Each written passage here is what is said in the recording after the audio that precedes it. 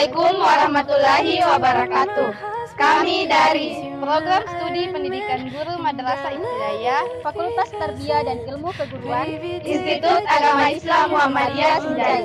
Baiklah, kami dari kelompok 1 akan memaparkan materi mengenai klasifikasi strategi pembelajaran. Selamat menyaksikan. Perkenalkan, nama saya Sri Astraem. Saya akan menjelaskan pengertian dari klasifikasi strategi pembelajaran.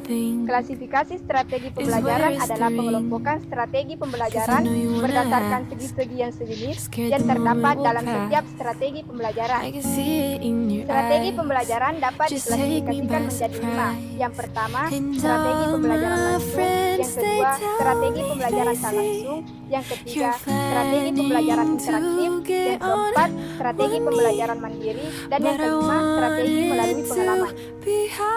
Baik, saya atas nama Sulfeni Tarman, di mana di sini saya akan menjelaskan pengertian dari strategi pembelajaran langsung. Di mana strategi pembelajaran langsung merupakan pembelajaran yang banyak diarahkan oleh guru. Strategi ini efektif untuk mengumpulkan informasi atau membangun keterampilan tahap demi tahap. Pembelajaran langsung biasanya bersifat edukatif.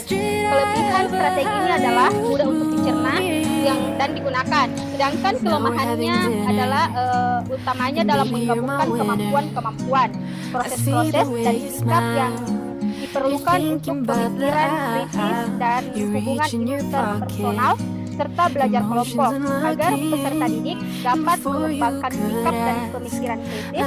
Strategi pembelajaran langsung perlu dikombinasikan dengan strategi pembelajaran yang Baiklah, saya atas nama Nur Wahidah. Yang kedua yaitu strategi pembelajaran tak langsung.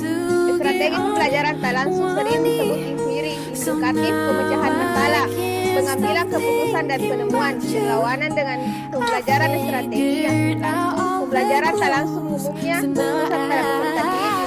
Dua strategi tersebut dapat saling melengkapi.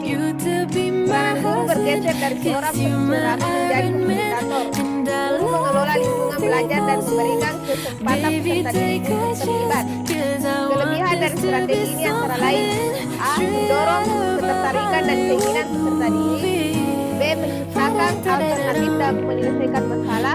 C. Mendorong kreativitas dan mengembangkan keterampilan interpersonal dan kemampuan yang lain. D.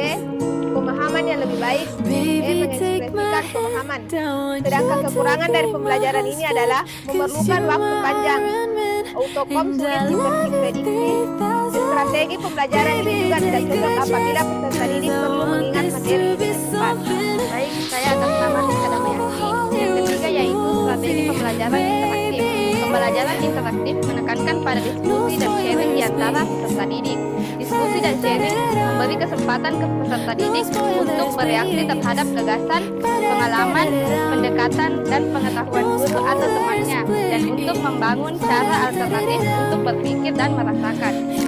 Kelebihan strategi ini antara lain: yang pertama, peserta didik dapat belajar dari temannya dan guru untuk membangun keterampilan sosial dan kemampuan-kemampuan. Yang kedua yaitu mengorganisasikan pemikiran dan membangun argumen yang rasional. Strategi pembelajaran interaktif memungkinkan untuk menjangkau kelompok-kelompok dan metode-metode interaktif. Kekurangan dari strategi ini sangat bergantung pada kecakapan guru dalam menyusun dan mengembangkan dinamika kelompok. Saya atas nama Nur Faisyah, materi keempat yaitu strategi pembelajaran empirik atau eksperimental. Pembelajaran empirik berorientasi pada kegiatan induktif, berpusat pada peserta didik, dan berbasis aktivitas. Refleksi pribadi tentang pengalaman dan formulasi perencanaan menuju penerapan pada konteks yang lain merupakan faktor kritis dalam pembelajaran empirik yang efektif. Kelebihan dan strategi ini antara lain: meningkatkan partisipasi peserta didik. Yang kedua, meningkatkan sifat kritis peserta didik. Yang ketiga, meningkatkan analisis peserta didik dapat menerapkan pembelajaran pada situasi yang lain. Sedangkan kekurangan dari strategi ialah penekanan hanya pada proses, bukan pada hasil keamanan siswa, biaya yang mahal, dan memerlukan waktu yang panjang. Nama saya Andi Rahmadana AM. Selanjutnya, yang kelima, strategi pembelajaran mandiri. belajar mandiri merupakan strategi pembelajaran yang bertujuan untuk membangun inisiatif individu, kemandirian, dan peningkatan diri. Fokusnya adalah pada perencanaan belajar mandiri oleh peserta didik. Dengan bantuan guru, belajar mandiri juga bisa dilakukan dengan teman atau sebagai bagian dari kelompok kecil.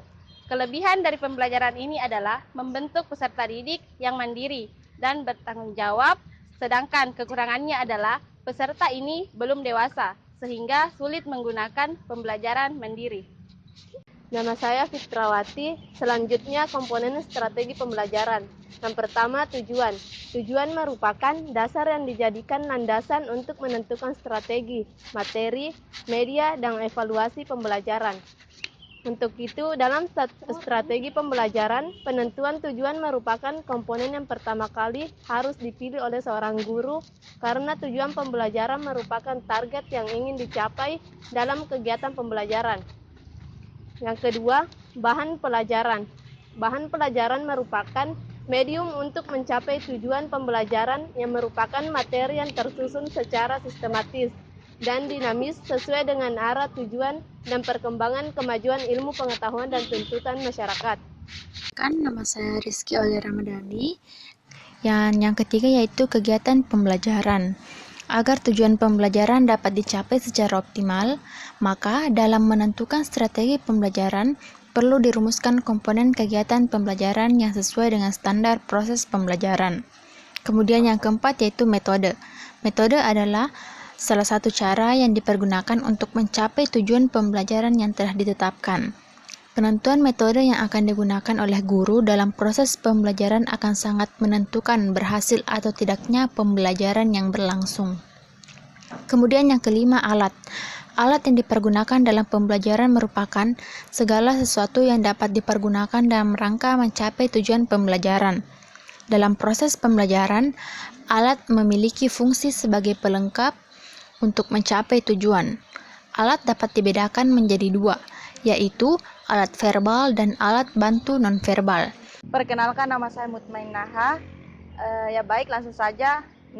Sumber pembelajaran. Sumber pembelajaran adalah segala sesuatu yang dapat dipergunakan sebagai tempat atau rujukan di mana bahan pembelajaran bisa diperoleh, sehingga sumber belajar dapat berasal dari masyarakat, lingkungan, dan kebudayaannya, misalnya manusia, buku, media massa, lingkungan, museum, dan lain-lain.